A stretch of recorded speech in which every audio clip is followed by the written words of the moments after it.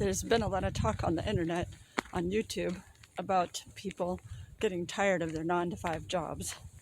Well, I can't work a 9-to-5 job any longer, and here's why.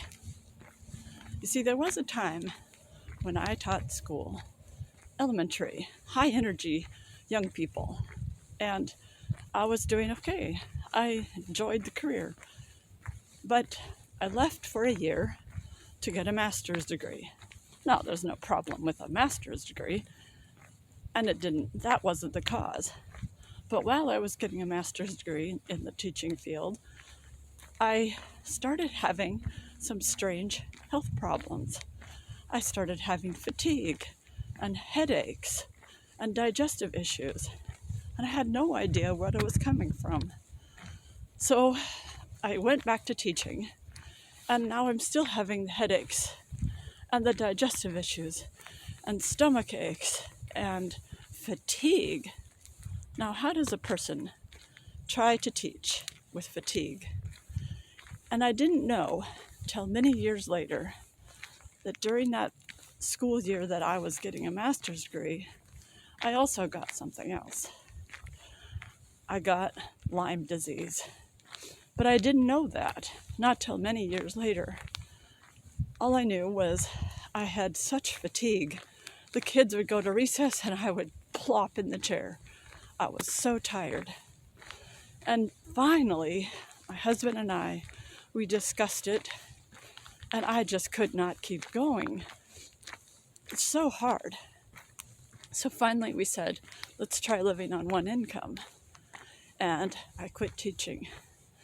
And now I would think I could maybe do a different job, but the fatigue was still there. The headaches were still there. Digestive issues were still there. And any job is going to want someone consistently.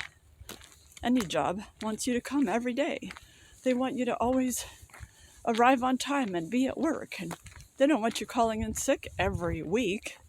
And the challenges were happening a lot. So I just tried to think of what I could do. And so far, I haven't found the right job that would really work. So here we are, just trying to make ends meet one day at a time. But when you realize that you're on one income, it's half as much. This is obvious, but it's half as much as what it would be if we had two incomes, which means we're living on half as much as what a lot of families have. And the additional part of it is, with the issues that I have, and later we discovered my husband also has Lyme disease, but not at the same level. He's able to still work, but he also has issues, and so for us to survive, both of us need to have things to do to take care of our health. So we must try to eat special foods, both of us on our gluten-free diet. We try to avoid dairy and some other things. And in addition, we had some testing done one time, and we found out that both of us have the genetic tendency, the genes, so that we don't detoxify very well, which means two people not detoxifying well, and we were eating regular produce, not organic.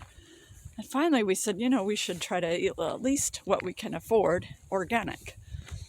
So that's more expense. And then the gluten-free foods are more expensive. And it seems like every time you add a healthy food or supplement, you're adding an expense.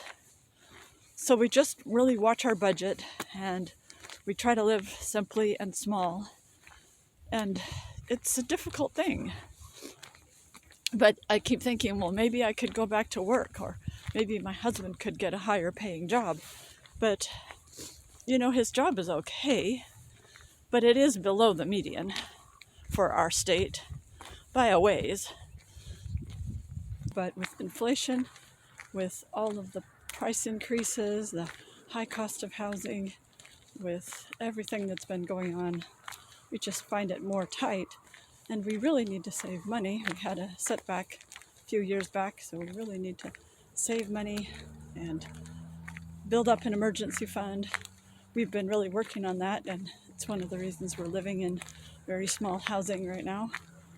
But the other reason, we'll tell you some other time, but just to say that we've had some health challenges that led to some work challenges, and that here we are just trying to save with two people on one income that's not even the median, and try to budget and be careful, which we have done. We've done well, we've budgeted, but I've realized over time you can only save so much, and then that's it. Or you can make more, and that'll be a lot faster. So we've been really trying hard to watch the budget and use whatever we can, our talents or our time or our money, to grow something in our lives. We want to have growth this year in 2025.